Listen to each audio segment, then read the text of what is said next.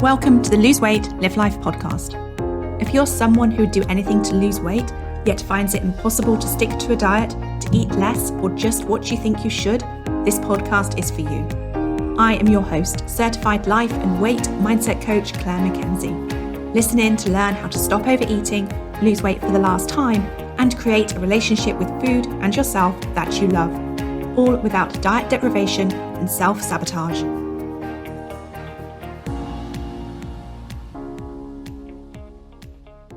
Hi everyone, and welcome to the first part of a special two-part podcast episode created for Stress Awareness Week. In this episode, we're diving deep into the topic of stress, exploring how it affects our bodies, our minds, and our emotional well-being, and also how it plays a hidden role in our relationships with food. Stress is a powerful force. It impacts everything from our mood to our physical health, and it can be a major driver behind emotional eating and weight struggles. Today, we'll be focusing on understanding the stress response itself. Why do we have it? How does it work? And how does it influence our cravings, hunger, and our choices around food? Now, whether stress is something you're aware of daily or only feel occasionally, recognizing its impact can help you make empowered choices for your health and weight wellness. And then in our next podcast episode, part 2, we're going to dive into practical strategies for managing stress and building resilience, giving you tools to navigate it without turning to food for comfort. So join us on this journey as we uncover the connections between stress, emotional eating, and weight wellness, with insights to support your health and happiness. So let's start with exploring what stress is. The simple dictionary definition of stress is it's the body's response to any demand or challenge that disrupts its normal balance, often causing physical, mental, or emotional strain. But let's also dive a little deeper. Let's consider stress from both a psychological and physiological perspective, as these two aspects interact closely, often creating a powerful feedback loop that affects your health and well-being. Now, at its core, psychological stress begins in the mind. It is your perception of a situation, your thoughts and beliefs about a challenge or threat that determine how stressed you feel. Psychologists often describe stress as a reaction to circumstances that feel beyond your ability to cope, a response shaped by your past experiences, mindset, and resilience. So, for example, if you're facing a tight work deadline, your stress level is influenced by how capable you believe you are of getting the work done and meeting that deadline. Stress can stem from various sources: daily pressures like juggling work and family, more acute life challenges such as a move or a job loss, and even chronic worries about finances or health. Sometimes, however, the mind can be tricked into responding with stress even when the threat isn't tangible, as in cases of imagined fears and anxieties. When you mentally label a situation as dangerous or overwhelming or stressful, it activates a physiological response, even if rationally you know there's no actual risk or danger.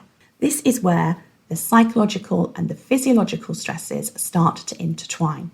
Now, physiological stress is the body's way of preparing for action in response to perceived danger. When your brain senses a threat, whether it's real or imagined, it activates the hypothalamus, triggering the fight or flight response. And this system releases a surge of stress hormones, including cortisol and adrenaline, and these prepare your body to respond.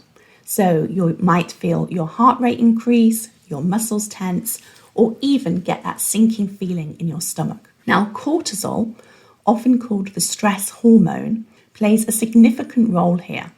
It helps to increase blood sugar for quick energy, suppresses non-essential bodily functions like digestion and the immune response, and enhances your body's ability to respond to the immediate need. Now, while this reaction is essential for short-term survival, chronically activating it all of the time can have detrimental effects, because persistent high levels of cortisol, for instance, are associated with weight gain, particularly around our stomach area as it's the body's way of storing energy in preparation for future stress. Now, the way your body and mind handle stress is not isolated. They work together in a complex feedback loop, so that when you experience psychological stress, your mind signals to your body that something is wrong, and that activates physiological responses. But this isn't a one-way street. Also, the physiological effect of stress can, in turn, amplify the psychological stress. So, for example, as cortisol levels rise and your body's alert mechanisms stay active, it can impact your mood, your memory, and your cognitive clarity. This is why prolonged stress can lead to issues like anxiety, depression, and just difficulty concentrating. Moreover, the body's physiological response to stress affects our sleep, our digestion, and our immune health. And of course, when they are compromised, it can exacerbate feelings of stress and vulnerability. So lack of sleep, for instance, intensifies our emotional reactions and might weaken our resilience, making everyday challenges feel more stressful than they might have done had we had a good night's sleep.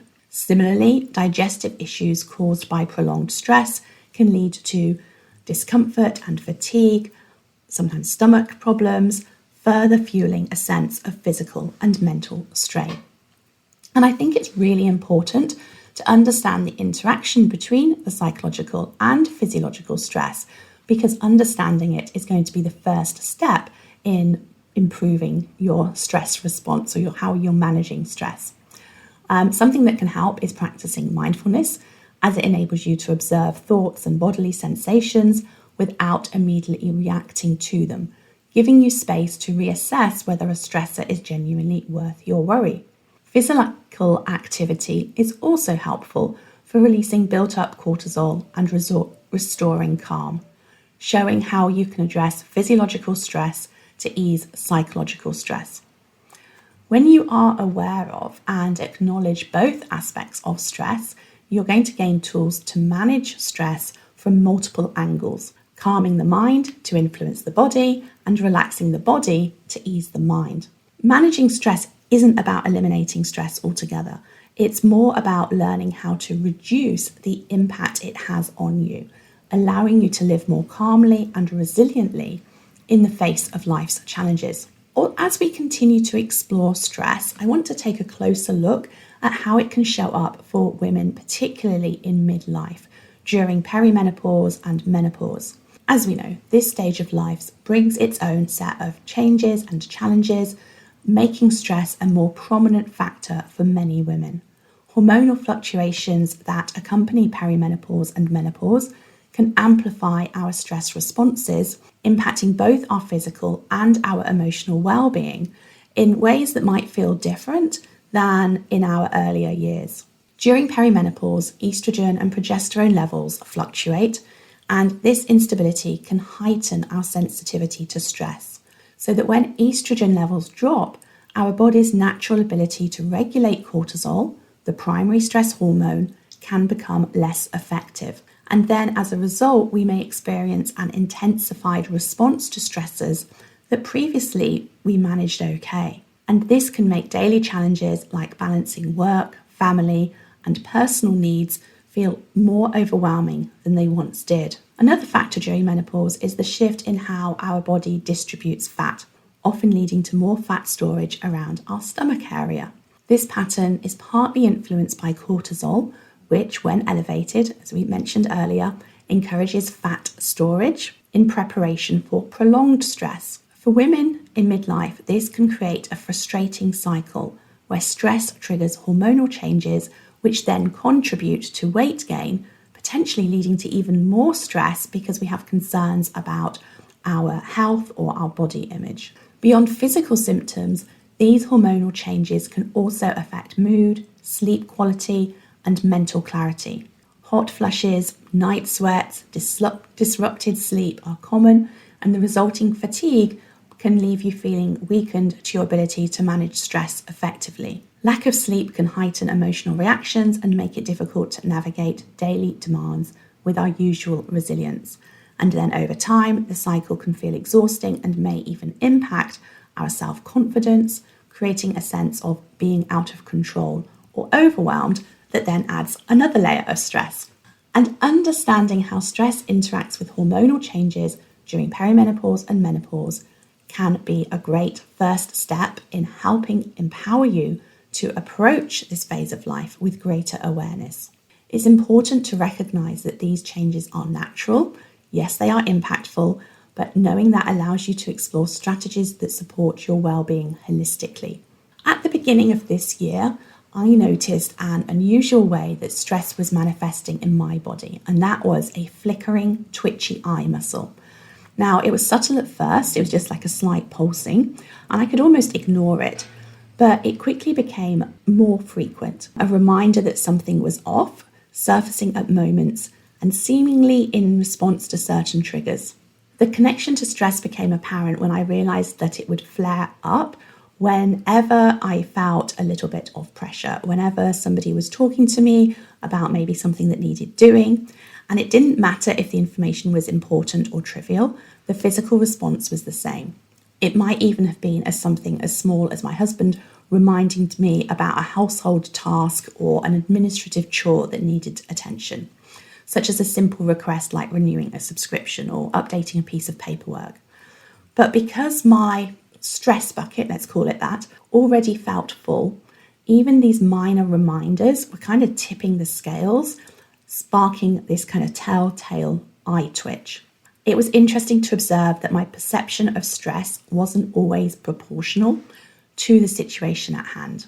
And it was a reminder that my mind was interpreting these small tasks as, too much, too burdensome, too overwhelming, that it was more than I could carry. The eye twitch became a sign that my body was reacting to an overload that I probably hadn't fully acknowledged. It was a stress response timed to not the objective significance of the tasks, but my internal sense of capacity or lack thereof. It was my body's way of telling me to pause, to recognise my limits, and to address the build-up before it spilt over. And it taught me that stress isn't just about the big challenges or crises. It can be the cumulative effect of the small things too. In midlife, stress is often not just a passing feeling, but an ongoing experience shaped by life's transitions. Now, noticing this physical response in me, it was a really good example of the importance of paying attention to our bodies. Our bodies often signal what our minds may overlook, serving as messengers when stress is piling up quietly in the background. When you feel that your stress bucket is full, your body may find ways to get your attention, sometimes in subtle ways, sometimes in not quite so subtle ways. And it's really important to tune into these signs, whether it is a twitchy eye, tense shoulders, or a knot in your stomach. It's really useful if you can catch stress before it becomes overwhelming, and then you can take steps to address it. And listening to these signals, yes, first of all, you've got to be aware, but then also you need to take action, because ignoring them may mean allowing stress to build until it spills over in other ways that affect your health and well-being and creates more stress. And when we learn to respond to these signals, we are honouring our body's needs and we are taking proactive steps to protect our emotional and physical well-being. Now, for me, addressing the eye twitch led to me to explore some stress relief techniques that I hadn't explored before. And what I did was I turned to acupuncture and tapping, which you may also know it as the emotional freedom technique. So acupuncture has long been used to balance the body's energy and alleviate stress. By stimulating specific points on the body, it can help release blocked energy, reduce tension, and promote a sense of calm. And it works by triggering the body's relaxation response, which helps counteract the effects of prolonged stress. Tapping, on the other hand, combines elements of acupuncture and cognitive therapy by stimulating points on the body while focusing on stressful thoughts or emotions. And this practice can help rewire stress responses, reducing the intensity of stress signals, and allow you to process and let go of feelings that are maybe contributing to your full stress bucket. Now, both of these practices have helped me learn to calm my body's response to stress, and create space for my mind to feel less burdened. By paying attention to my body's signals and finding ways to support myself, I can lighten that sense of overflow and give my body and mind a chance to relax. And it's an important reminder that sometimes the smallest symptoms, like a flickering eye muscle, can be the ones that teach us the most about what we truly need. And after, I guess, some weeks, maybe a month, I'm not too sure of the exact time, my flickering, twitching eye went away and it hasn't come back. So that's really helpful and really good. All right. Next, I want to talk about the stress and eating connection. So the connection between stress and eating is incredibly normal and incredibly common. When we are under stress, it is entirely normal to turn to food as a way to find comfort or relief. This reaction of turning to food is deeply rooted in both biology and habit. So if you found yourself reaching for snacks in times of pressure or tension, you are most certainly not alone. Our bodies and brains are wired in ways that make food an accessible, reliable way to temporarily soothe stress. When you experience stress, your body releases hormones like cortisol and adrenaline, which signal that you're facing a challenge or potential threat. In an ideal scenario, once the stressor passes, these hormones return to baseline and your body relaxes. But in our modern day lives, stress is often ongoing, whether from work, family responsibilities, financial pressures, or just the demands of daily life. And as a result, your body can stay in this heightened state with cortisol and other stress hormones lingering, keeping you on alert. Cortisol in particular not only increases your appetite, but can also trigger cravings for high-calorie, high-carbohydrate or high-refined carbohydrate foods, because these foods temporarily raise our blood sugar and trigger the release of the feel-good chemicals in the brain, such as dopamine, which briefly helps reduce the feelings of stress and discomfort. So in the short term, eating to manage stress can indeed provide a sense of relief or comfort. Taking a moment to enjoy a favourite meal or snack can feel like a break, a way to soothe the body and calm the mind. And you might even experience a slight energy boost or a lift in mood from the foods you choose, especially if they are sweet or starchy. And then what we tend to do is we use food as a form of self-soothing, and we might even then start to kind of pair that with some self-talk around, I deserve something good in this difficult moment. And it all makes perfect sense. Food is one of the most accessible, socially acceptable, and familiar forms of comfort available to us. But whilst stress eating may offer temporary relief, over time it can lead to a range of negative effects that often contribute and create more stress. So while eating can help you to feel better in the moment, the consequences can become self-perpetuating, impacting both our bodies and our minds in ways that add additional pressure rather than alleviating them. From a physical perspective, frequently turning to food for comfort, especially when it's high calorie, sugary, fatty foods, ultra processed, these foods can lead to weight gain and negatively affect health. And this can place additional stress on the body because excess weight can increase the risk of health issues like heart disease, high blood pressure, and type 2 diabetes. But these conditions not only affect physical health, they can also generate more stress in the form of medical concerns, ongoing monitoring, lifestyle changes. And additionally, processed and sugary foods can cause blood sugar spikes and crashes, leaving you feel fatigued and irritable, which can further reduce your capacity to manage stress effectively. And also for the mind, stress eating often triggers feelings of guilt or shame. When you're stressed, it's natural to seek comfort, but if you find yourself repeatedly turning to food, you might start to feel as if you're out of control, and that can erode self-confidence and self-trust. You might even feel caught in a cycle of stress eating and regret, which can heighten negative self-talk and create even more emotional strain. And this inner conflict can make stress eating a self-perpetuating behaviour, as feelings of guilt or self-criticism can fuel more stress and lead you back to food for comfort. Now, On a brain level, stress eating influences neural pathways associated with pleasure and reward.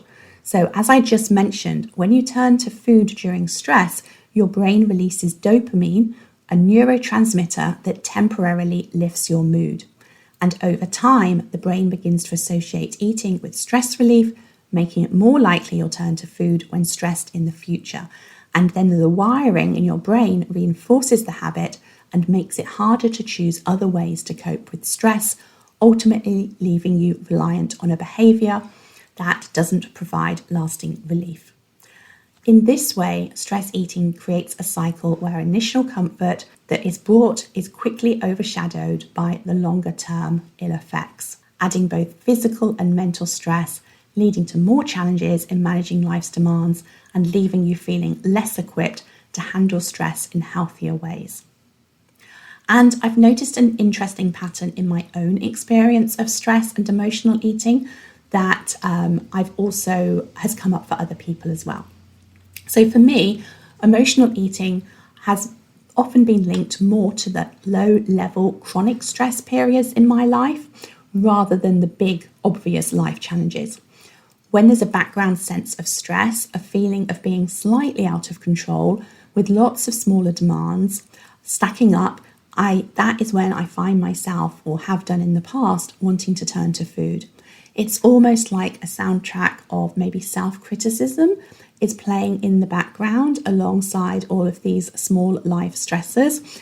And what that background was telling me is that I should be able to cope better, or I should be managing more efficiently. And that self-judgment kicking in would lead me to feel more stressed, and sometimes I would turn to food as a way to cope with an underlying feeling of inadequacy. And by contrast, what I noticed is that in more intense situations, like when my husband had a stroke right before COVID lockdown, or when I've needed to support my parents or my children through something very real, like an acute challenge, I don't react in the same way. In those moments, there's a clarity that I'm dealing with something difficult, and I'm able to move through that without turning to food. I don't judge myself for feeling stressed or overwhelmed. And I think without that self-judgment, that helps me, not feel quite the same need to turn to food. And also there's the biological aspect there as well. If we think about the fight and flight response that often shows up in acute situations, as we know at that stage, we're not likely, biologically, if we are running away from a tiger, we're not going to stop and, start to have a snack. And so it's very much a biological, a physiological aspect of what is happening there as well. And I know from working with many clients that I'm not alone in this experience. It's a pattern I often see. That is that for some, low-level chronic stress is much more likely to trigger emotional eating than the big life stressful events. But of course, everyone's stress and eating responses are different. But I just think it's interesting to explore why this particular pattern might be happening. It helps us to understand it. Another reason that this pattern happens could be that during significant life events, we give ourselves permission to acknowledge that the stress is valid. Big challenges are more socially recognised as stressful, so we're more accepting of our reactions and more forgiving of ourselves. And this self-acceptance can reduce the need for a coping mechanism like food, because we're not adding that extra layer of self-criticism. By contrast, in lower level chronic stress, there's often a sense we should be able to handle it, is what we might say to ourselves, which introduces self-doubt and judgment. And food then becomes a way to soothe that inner critic. What else do I want to say? So, I also want to talk about the interplay between stress and weight based on the key hormones involved. I'm sure it won't surprise you to know that the connection between stress and weight is complex and deeply rooted in our body's physiological responses to life's challenges. As we mentioned before, chronic stress in particular has a significant impact on weight, with the stress hormone like cortisol playing a central role in that process. And understanding how these hormones influence your body can shed light on why stress often leads to weight gain and why this can be especially noticeable around our stomach area. As we mentioned, when we experience stress, our body activates the fight or flight response, which is a survival mechanism designed to help prepare you to face a threat. and that response triggers the hormones adrenaline and cortisol.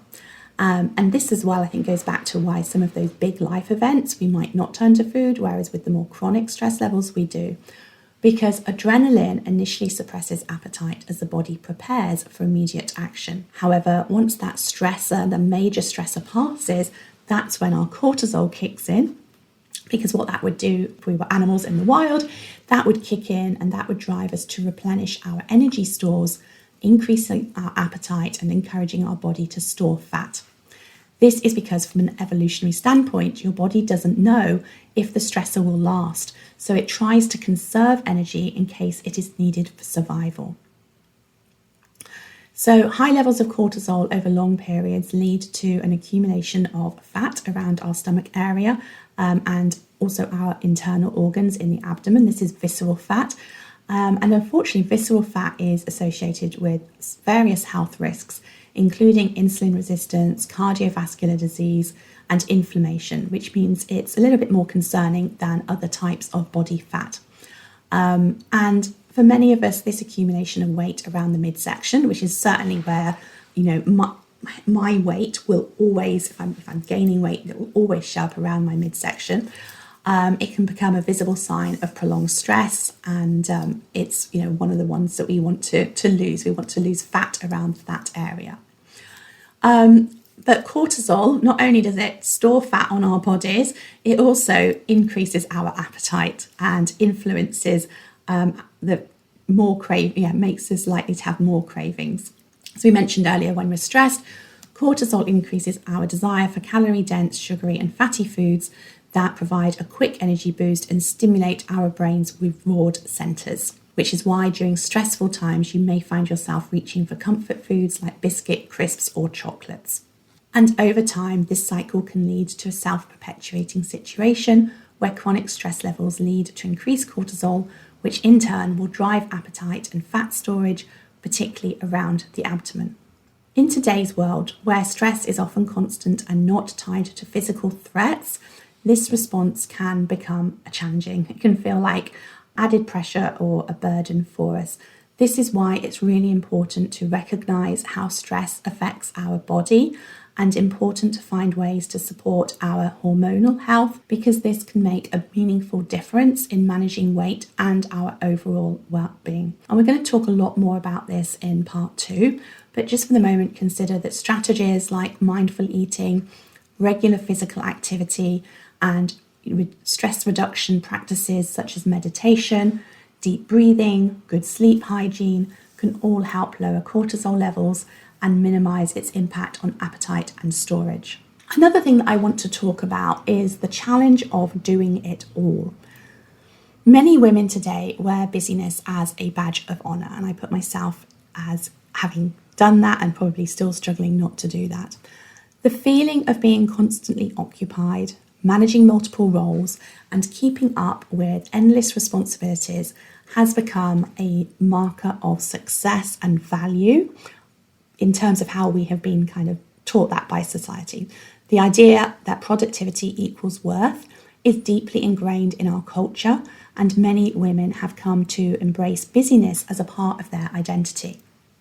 And this mindset, it's not accidental, it's a result of societal conditioning shaped by patriarchal structures that have historically expected women to sacrifice their needs for the good of others. Patriarchy has long influenced the roles women play and the standards by which they are judged. Traditionally, women were expected to manage the home, care for children, and serve as emotional support for their families, all while receiving little recognition for these contributions. When women began entering the workforce in larger numbers, these expectations didn't simply disappear. Instead, women were expected to maintain their domestic roles whilst also succeeding in their careers. This, in inverted commas, second shift of balancing work and home life has led many of us to feel that we must be busy to prove our value, both in professional and personal spheres. And I remember how this played out in my own life when I worked full-time, had 2 young children who were involved in a whole load of sporting and theatrical activities, also trying to keep up, a social life for them and us. I was also traveling frequently with work, and of course I felt I had to manage it all. Attend social events, make time for my family, keep up with work. Not to mention also doing this whether either they or my husband was sick. And I will always remember one particularly challenging month that featured periods in hospital. Both my husband and son had hospital stays for totally unrelated different things in different hospitals in different parts of the country. And I was also had to do 2 work trips to the United States. During this time period, I felt an unspoken pressure to be the parent also who never missed a school or sporting event. Always wanted to be supportive of friends, always wanted to be professional at work, all of the things. And looking back, it's clear that I was wearing my busyness, my ability to cope and juggle and do it all as, whether we think of it as a badge of honour or I found validation in that. Even though the toll on me, my response was to eat to cope, and I gained a lot of weight doing all of these things. Now, wearing busyness as a badge of honour can be particularly detrimental to our well-being. It creates an environment where rest is undervalued, self-care is seen as indulgent, and there's a constant pressure to do it all. And this mindset not only increases stress, but can lead to burnout as we as women push ourselves to the limit in attempt to meet what we think are societal standards. The mental and physical toll of constantly juggling responsibilities can impact everything from sleep quality to emotional resilience, and it can end up making it really difficult to enjoy life's meaningful moments. And I think, especially for those of us with daughters, addressing this issue isn't just about our own well-being, it's about creating a better future for the next generation. Young girls often look to their mothers and other female role models to understand what it means to be a woman. If they see us valuing ourselves solely through productivity, they may grow up believing that they too must be endlessly busy to feel worthy. I think we owe it to our daughters to model a different approach, one that values rest, self-care, and setting boundaries as much as hard work and dedication. And by challenging the mindset that busyness equals value, we can help shape a healthier perspective on self-worth and well-being for future generations. Rethinking this from a mindset perspective involves a few key steps. First, it's important to recognise that self-worth isn't dependent on productivity. Take time to reflect on what truly matters, such as relationships, health, personal growth, and happiness. Focusing on these things can help shift focus away from constant activity. Now, this might involve intentionally carving out time for rest or finding joy in moments of stillness. Another important step is to challenge the belief that slowing down is a sign of weakness or failure. Practicing self-compassion and viewing self-care as essential rather than selfish can foster a healthier relationship with productivity. Instead of asking, ourselves, what did I accomplish today? We can ask, how did I nurture my well-being today? And this subtle shift encourages a mindset that values well-being over busyness. Finally, setting boundaries around time and energy can help dismantle the belief that we must be always on. By learning to say no when necessary and prioritizing what matters most, we can create space for balance and well-being in our lives. And this approach not only helps reduce stress, but also allows us to model a healthier, more sustainable way of living for our daughters, encouraging them to pursue lives that feel fulfilling and balanced rather than endlessly busy. And now, having said all of that, I personally find it really difficult to get the balance right. And for me, there's a real tipping point between feeling in control and feeling overwhelmed when life is busy. That is very, very close. It's a very fine line. You might, like me, find that when you're balancing multiple responsibilities, whether in work, family, or personal pursuits, you do get a sense of empowerment, motivation, and even enjoy that. There may be a certain excitement in having a full life, meeting challenges and ticking things off your to-do list. And this positive energy is energizing and in the best moments deeply fulfilling. At least that's what I notice that I sometimes find.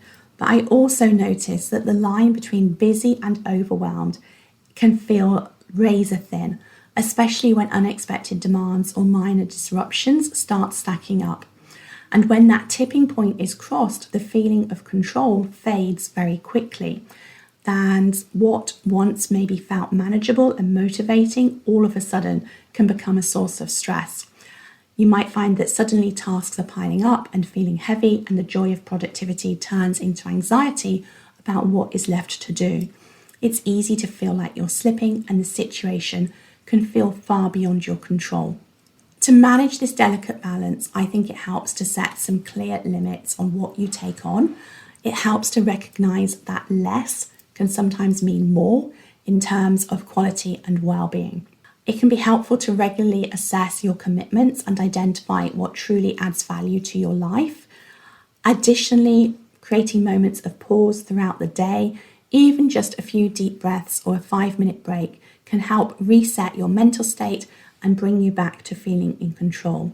Finally, having a plan for when you start to feel overwhelmed, know what your take care of you in that situation plan is, can be really helpful. It might mean simplifying your workload for a day, taking extra time for self-care, or delegating. But by proactively recognizing your stress triggers and setting up small rituals to reset yourself, you can maintain that optimal state of feeling as if you're having a fulfilling life, whilst also minimizing the risk of feeling out of control. And embracing these practices helps keep you in that empowered, balanced space, allowing you to thrive even with a full life. So that's pretty much what I wanted to talk to you about today. We've taken a deep dive into understanding the nature of stress. We've explored how it impacts mind and body, and we've talked about how it can shape our relationships with food and weight wellness. We've also looked in quite a lot of detail at the physiological and psychological factors at play, and discussed why stress often leads us to seek comfort in food, creating cycles that can feel challenging to break. By recognizing the roots of stress and how it influences our choices, we're taking the first essential step towards a healthier, more mindful approach to managing it. Next time, we are going to shift our focus to practicing tools and strategies to build resilience and manage stress effectively.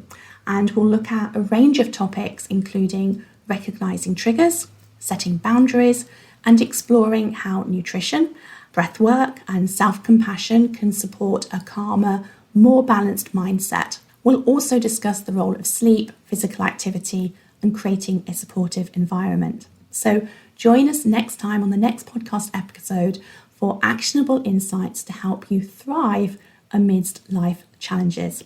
I look forward to seeing you there. It might mean simplifying your workload for a day, taking extra time for self-care, or delegating.